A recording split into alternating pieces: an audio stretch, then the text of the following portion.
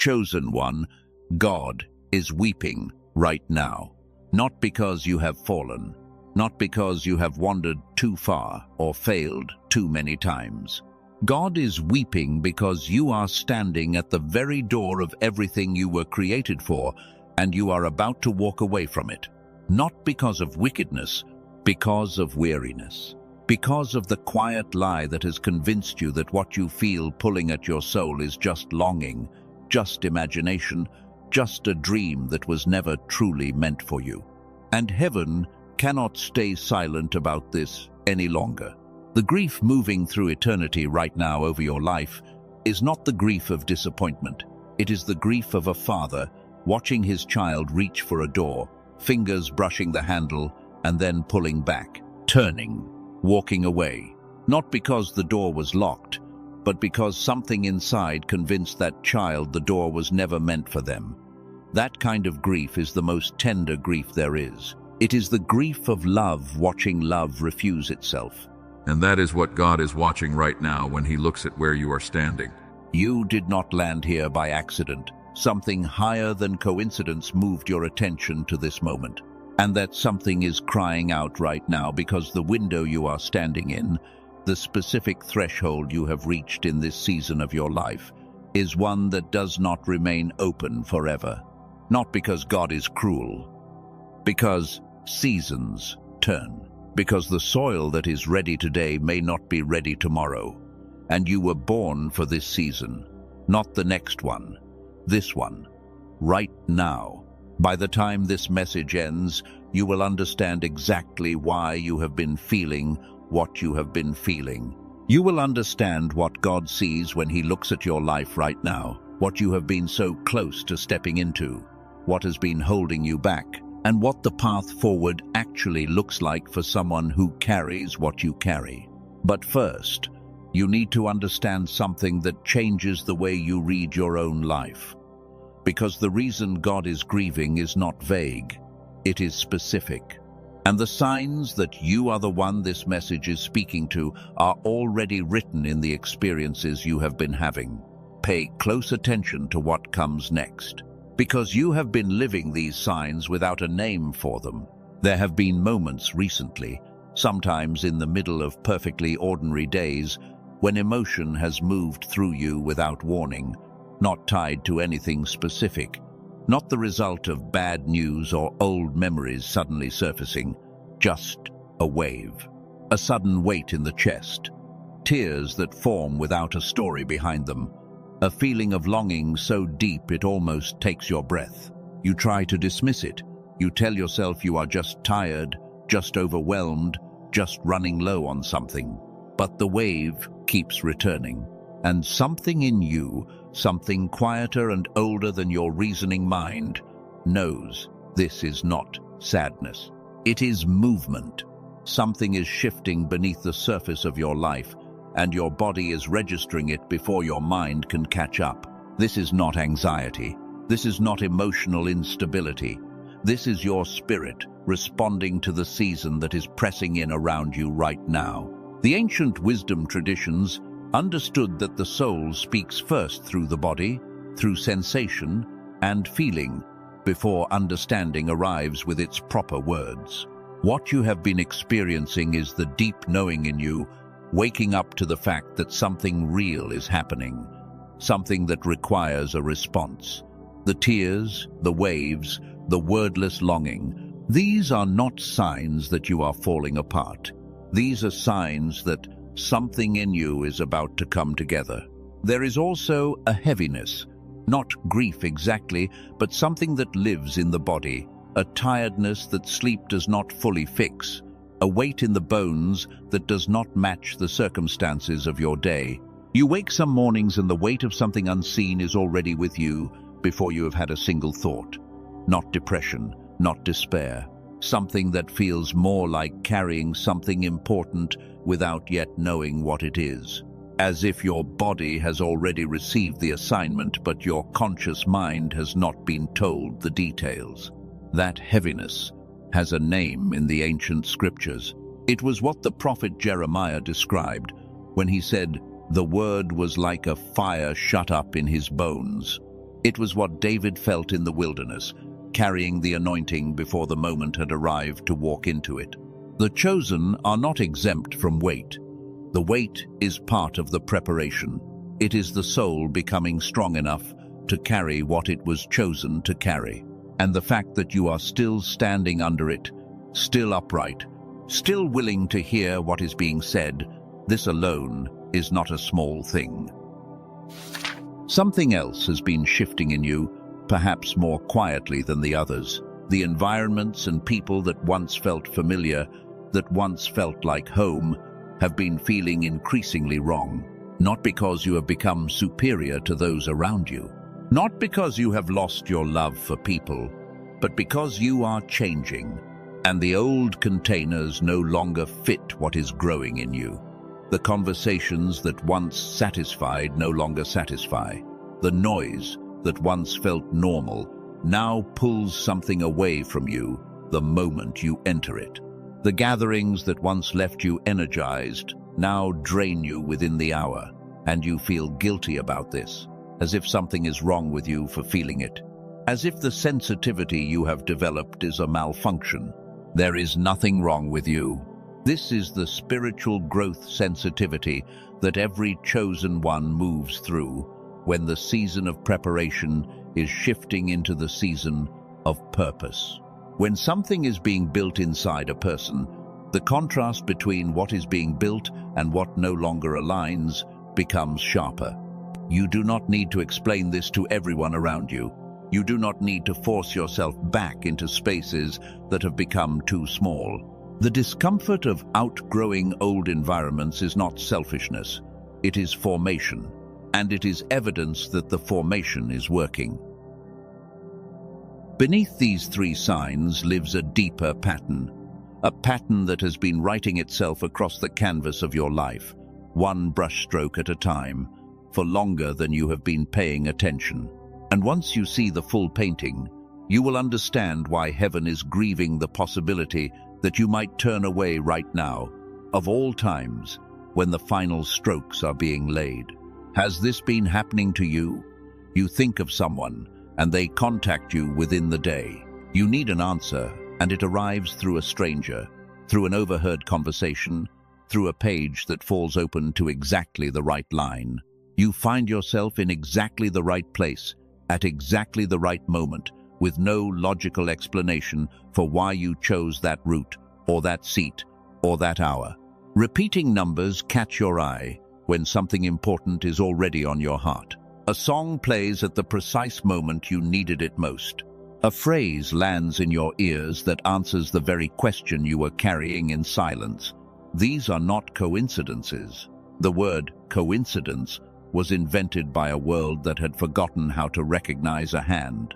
What you have been experiencing is called divine sequencing, the Father orchestrating the circumstances around a life that is needed somewhere specific, at a time that is coming. When the timing coincidences begin to stack, when the signs align in ways your rational mind cannot explain away, it is not randomness. It is the signal that you are being moved into position, that the unseen arrangement is making room for you to be standing where you need to be when the moment arrives. And then there are the nights.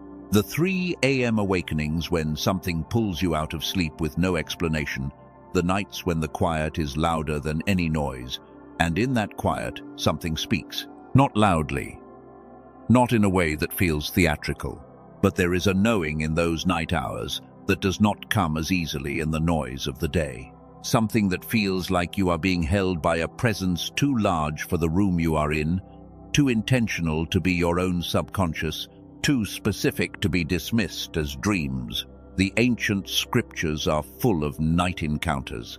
It was in the night that Jacob wrestled and was renamed. It was in the night that Samuel first heard the voice calling him by name. It was in the watch of the night that the announcement came that would change everything. The night is not a void. For the chosen, the night is a meeting room. And if you have been waking in the night hours, what is waking you is not insomnia. It is invitation. All of these signs, the emotional waves, the physical heaviness, the growing sensitivity, the divine timing, the night encounters, they have not been scattered or random. They have been forming you.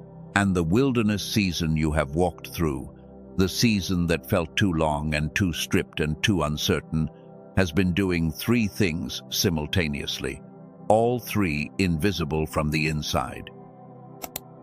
The first thing the wilderness does is strip the identity that was given to you by people, by performance, by approval, by achievement. In the ordinary world, you learn who you are by what others reflect back to you. In the wilderness, there is no mirror, and in the absence of that mirror, you have been forced to encounter who you are when no one is watching, when nothing is working, when the applause has gone quiet. What you found in that encounter, the part of you that remained when everything else was removed, that is the real you. Not the performance, not the version shaped by others, the presence. The thing underneath all the doing, the second thing the wilderness does, is teach what cannot be taught in comfort.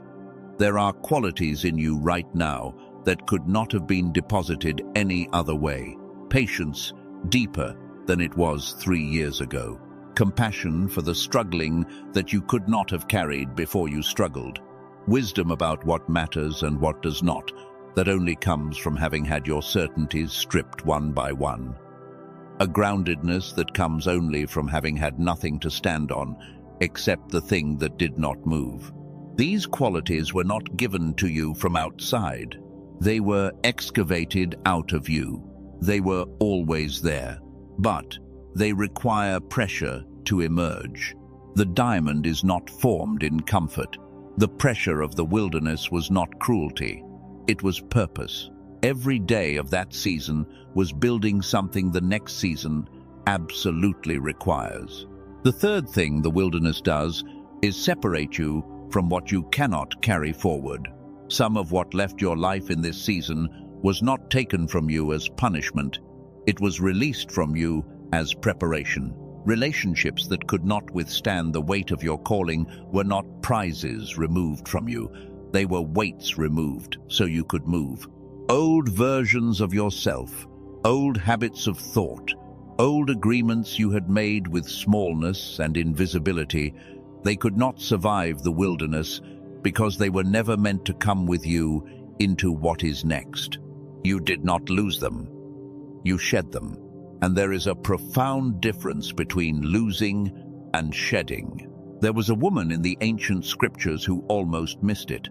Her name was Esther. She had been elevated from obscurity to a position of extraordinary access, from an orphaned exile to the household of a queen, from a girl with nothing to a woman standing in the courts of one of the most powerful kings on earth. She had walked through her own wilderness, losing her parents early, being displaced, being shaped in seasons she did not choose and could not control, prepared in ways she could not have understood at the time. And when the moment of her calling finally arrived, when the door to her purpose swung open and the specific crisis that required her specific position appeared before her, she hesitated. She saw the risk. She counted the cost. She measured the odds. She looked at the door, and she did not immediately walk through it. In that hesitation, her cousin Mordecai sent her a message of startling honesty. He did not comfort her with false assurance. He said to her, "If you remain silent at this time, relief and deliverance will arise from another place, but you and the house from which you came will perish. And who knows whether you have not come to the kingdom for such a time as this?" Mordecai was not being cruel. He was being honest with the kind of honesty that only love can risk. He was saying to Esther, "This moment has a window. The relief will come, because it is the nature of God that relief always comes. But whether you are the vessel through which it flows, whether you are the one whose name is attached to this moment in the story, that choice is yours. And if you choose the silence of fear over the voice of your calling, you will have missed the very reason you were elevated. You will have let the moment pass through hands that were opened for exactly this. God is saying something similar to you right now. The wilderness you walked through was not punishment. It was elevation in disguise. The sensitivity you carry, the perception you have developed, the depth of compassion in you that has been built by your own suffering, these are not liabilities. They are the equipment of a specific calling. The moment of that calling is not somewhere far in the future. It is at the door. And the question heaven is holding, the question that has moved God to tears in this hour, is whether you will recognize it and step forward, or whether you will let the doubt speak louder than the love that prepared you. Breathe once before the next truth lands. Let what has been said settle into the body. You have been living these things. You have been feeling these signs. You have been walking through the wilderness. And you are still here, still upright, still willing to hear. The one who stayed when staying was the hardest choice is not a person who is missing their calling. This is a person who is precisely on the threshold of it. The weariness is not defeat. The weariness is the last mile before the door. But then, why is God crying? If you are on the threshold, if the door is open, if the preparation is complete, why is heaven grieving over you right now? The answer to that question is not comfortable, but it is the most necessary thing this message will say. Because the reason you have been so close to missing everything is not your enemy. It is not your circumstances. It is something far more intimate, and it has a name. The obstacle between you and everything you are being called toward has a name, and its name is not failure. Its name is not unworthiness. Its name is not the absence of faith. The obstacle that has been standing between you and the open door is a specific kind of doubt that only visits the people who have actually been shown the door. Not general doubt, the kind that questions whether God exists or whether any of this is real. Specific doubt. The doubt that says, yes, I can see this is real, but I am not sure it is real for me. The doubt that watches others step into breakthrough and says, that is clearly for them, but probably not for me. The doubt that survives every sign, every divine timing moment, every night encounter, and still says, but what if I am misreading this? What if this is just what I want to see? What if I step through and discover it was never my door? This kind of doubt does not announce itself with fanfare. It is quiet, methodical. It arrives right before you would take the step. It is the voice that says, wait a little longer, not yet. You are not ready. You need to be more certain first. You need more confirmation. And what it does, this quiet, systematic doubt, is it keeps you in the posture of preparation permanently. Always preparing, never entering. Always reading the signs, never stepping through the door. Always asking God for more confirmation, never trusting the confirmation you have already received. It turns the most faithful people into permanent students who never graduate into their own calling. And then there is the pattern that lives beneath the doubt, the pattern that many chosen ones carry without knowing they carry it, the pattern of breaking things right before breakthrough arrives. You get close. Something good begins to build. A door cracks open and you can feel the light from the other side of it. And then, almost as if by instinct, something in you reaches for the familiar collapse, not because you want to fail, because success has been made to feel dangerous. Because some part of you, a part formed in early seasons of loss or rejection or disappointed hope, believes that hope is always followed by devastation. So it reaches for the devastation first, to get it over with, to avoid the particular pain of almost. If this pattern has been running in your life, hear this clearly. That pattern is not you. That pattern is a wound wearing a strategy. And a wound wearing a strategy is not the same as a character flaw. It does not make you fundamentally broken. It makes you a person who has not yet been given the deep permission to believe that the door being open actually means it is open for you. And that permission is exactly what God is trying to give you right now. In this moment, through this message, heaven is saying with everything it has, the door is real, the door is yours, and you do not have to earn the right to walk through it. And I hear the Father speaking this over you right now. He is saying, I am not crying because I have given up on you. I am crying because I can see what you cannot see yet. I can see what is on the other side of your next yes. I can see the lives that are waiting to be changed by what is in you. I can see the person you will step into on the other side of this threshold. And I am grieving the possibility that the doubt will speak louder than my love in this 1 hour. Please, my beloved, hear what I am saying. The door is open. I have been holding it open. Do not walk past it one more time. There is a word in the ancient Hebrew scriptures that changes everything about how you understand why the door has your name on it. The word is kashak. Most translations render it as loved or delighted in. But the root meaning of chashak is not love in the general sense.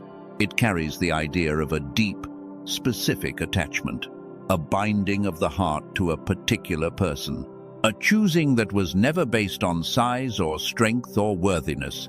Moses says this explicitly to the people in the book of Deuteronomy. God did not set his heart on you because you were the most numerous or the most impressive. He set his heart on you because he set his heart on you. The chashak, the heart binding, was placed before the worthiness was established, before the wilderness, before the doubt, before every near miss, before you could earn it. The chashak was there first. This means something specific for where you are standing right now. The door that is open for you is not conditional on your performance.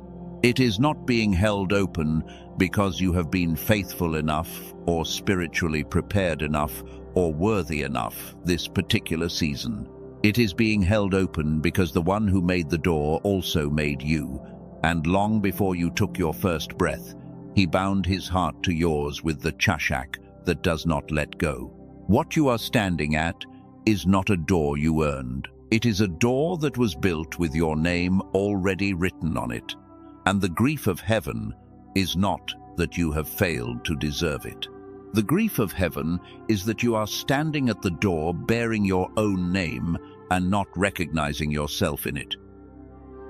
What you have just felt, the resonance of being seen, the recognition that what has been described is the exact texture of your own lived experience,